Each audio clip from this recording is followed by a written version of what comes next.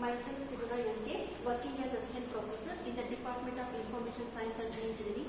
Okay, today I am going to explain a program how to compute sine series using Taylor series approximation. Okay, how develop a program to compute sine series using Taylor series approximation. Okay, first let me see what is a sine series. Okay, here is a sine series. Okay, sine of x equal x minus x cube by 3 factorial plus x to the power of 5 divided by 5 factorial minus x to the power of 7 divided by 7 factorial plus okay so on. Okay, this is the sine series. Okay, let me see how to solve this series and then let me see how to convert this into the C program. Okay, we observe this series. In this series, the first term is what? The x. So, I am going to take this x in a one variable called as a term. Okay, term equal x. In this series, the first term is x and then I will assign this x to the variable called as a term. So, now the x is assigned to the term by using the assignment operator. Okay, so this is the first step. So, the next step, second step. In this series, the next term is what? Minus x cube by 3 factorial. So, minus x cube by 3 factorial. Okay. When I simplify this, so this will become what? Minus x multiplied with x multiplied with x. Okay, x cube all divided by, so 3 factorial is nothing but 3 into 2 into 1. Okay. Now, in the first step, I took x as term. So, I will replace this x is equal to term. So, minus term into x all divided by 3 factorial. Okay, so this is what? Minus x cube by 3 factorial. Okay, I will take this minus x cube by 3 factorial as term. Okay, next. In this series, the next term is what? Plus x to the power of 5 divided by 5 factorial. So, in the next step, third step, okay, so plus x to the power of 5 divided by 5 factorial. Okay, now I will simplify this x to the power of 5 by 5 factorial by taking the previous step. In the previous step, I have term. The term value is what? Minus x cube by 3 factorial. So, minus x cube by 3 factorial. This entire thing is what? The term. See, term is equal to minus x cube by 3 factorial. So, minus x cube by 3 factorial, I took it as a term. Okay, multiplied with, so here what is it? Plus x to the power of 5 is there. So, plus x to the power of 5 means, here already minus is there, but I need to get the plus term here. So, I need one more minus symbol and x cube, but here x to the power of 5 is there. So, I need 2 more x. So, x into x all divided by, so 3 factorial is here, but here what is the third step value? 5 factorial. So, 5 factorial can be rewritten as what? 5 into 4 into 3 factorial. So, already 3 factorial is here. So, I will write it as a 5 into 4. So, if I replace this entire thing as a term, so this will become what? Term into, so this minus x star x divided by 5 into 4. Okay, like this the procedure will be continued. So, similarly for minus x to the power of 7 factorial, we will get the same thing. Okay, so and then by seeing all these steps, okay, we can write it as, okay, we observe all these steps. Okay, first we will go to the numerator. Okay, numerator and denominator. So here the numerator in the second step, what is it? Minus x cube by 3 factorial. Okay, minus x cube. Here also what is it? So this minus term is nothing but what? So this term will become here. So minus term. So this term is what? That x. X is nothing but what? Minus x cube by. Okay, minus x cube by z. So when we observe all these steps, okay, in the numerator, so we have, okay, so minus x cube is there. Minus x cube. Okay, so this minus x cube, how to write this minus x cube? Minus x into x. But this x I already took as what? The term. So I will replace this x as what? The term. So this is in the numerator.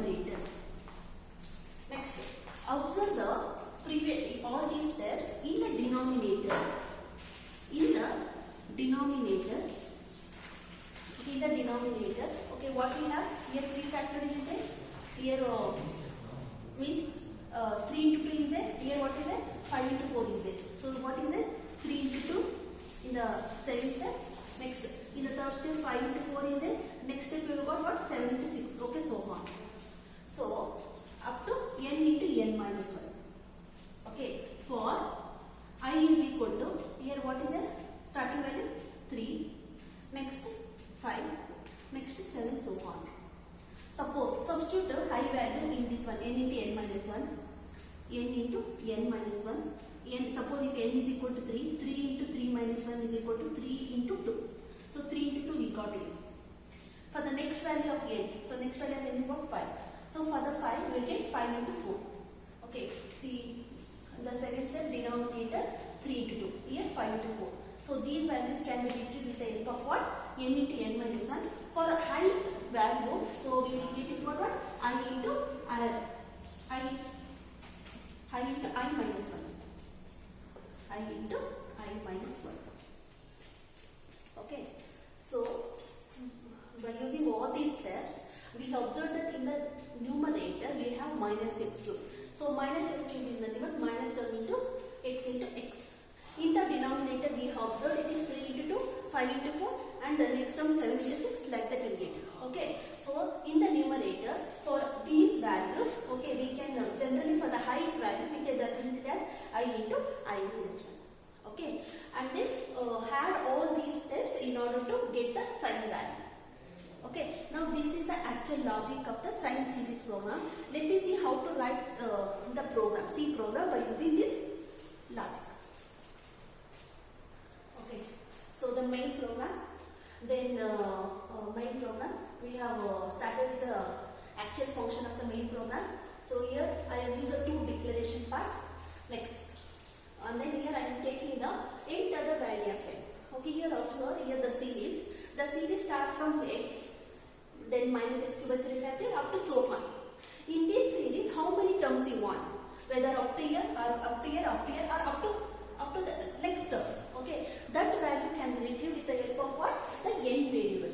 Okay, so for that what we have used? We have used the input. Okay, input device, that is a scanner statement, in order to read the n value.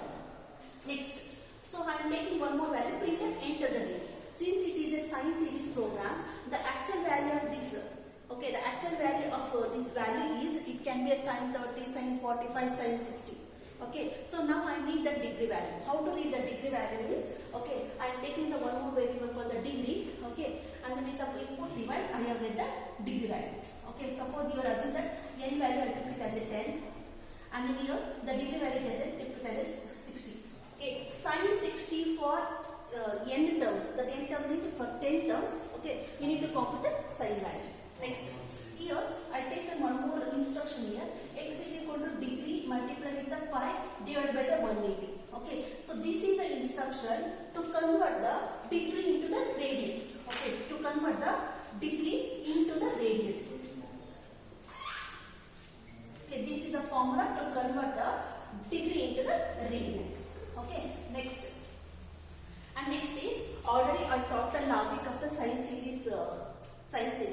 Oh, here the series starts with the x, and then that x I initialize to the term value. Okay, same thing I return, term is equal to x. Next, and then after the x, the remaining terms. For the remaining terms, I have computed these values. For these values, okay, it is in the numerator we have what? Minus term into x into x. Okay, see, minus term into x into x divided by, in the denominator, so we have observed what? I into I minus 1. Okay, I into I minus 1. Okay, I am storing this value in what? The term. Okay, next, actually the sine series starts with x minus x cube by 3 factorial. So I need to compute the what is the sine series value. So here I have taken the one variable called as the sum. Okay, sum is equal to term I took, because here I know that in this series the first term starts with the x itself. So that's why I took the initial value of sum as x itself.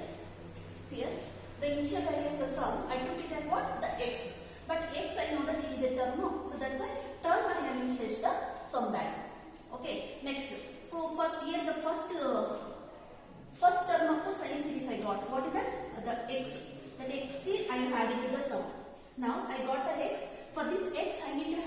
next value. Next value is what? Minus 62 by 3 factorial. So that I have achieved with the help of this instruction. Now this instruction I should be repeated. Okay, that can be achieved with the help of the iterator. That iterator is a for loop.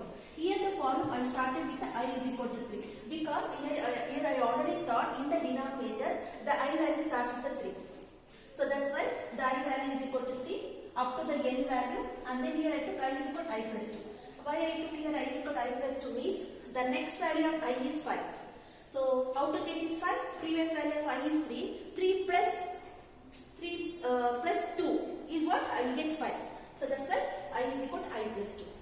Okay. Now x is here, and then next term is minus 62 by 3 factorial. So that I achieved with the help of this statement, and then this will be keep on iterating, and all the values I have computed with the help of sum is equal to sum plus term. Okay. Now once this condition gets false, finally I am taking the sine series value. Okay. So this is a display statement. Okay, sine of. So here this format specified for the variable degree. So degree what I took here? So 60. Okay, sine of 60 is equal to, so percentage for the sum variable. So here the sum I have calculated with the help of, so this statement. Okay, finally you get the result. And then your lab program also includes display the sine series values by using the built-in function also. That's why by using the library function I am displaying the sine value by taking the built-in library function sine of x. Okay, here this is a built-in function. So this is our function. So this is a built-in function. And then finally we are returning the output